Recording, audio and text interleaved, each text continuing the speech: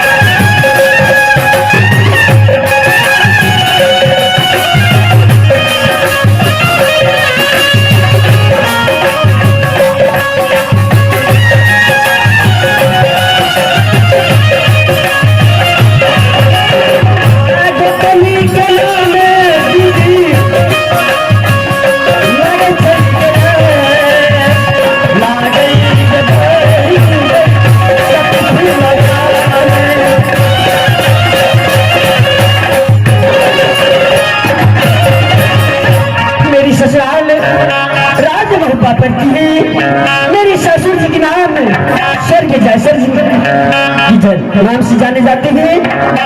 मेरी सास के नाम रानी देवला, मेरी देवर जंजीबी रुदल, मेरी गोतनी सती फूला, मेरी जात के नाम बबुआ इंद्रजीत। लागत है खिलौना दीदी सब खेला,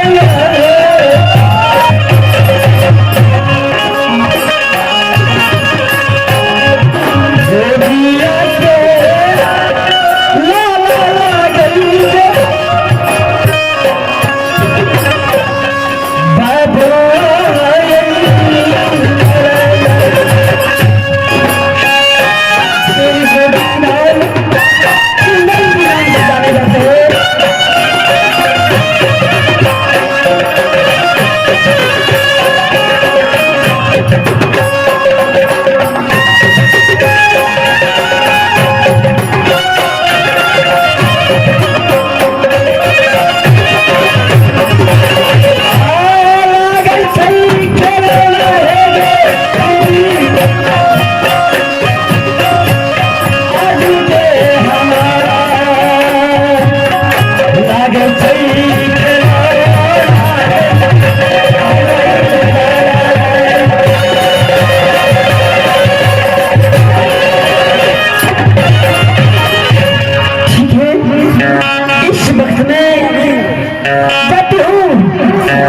रंग महल में बैठ करके कोई बातें वर्ण करूंगा, उसके बाद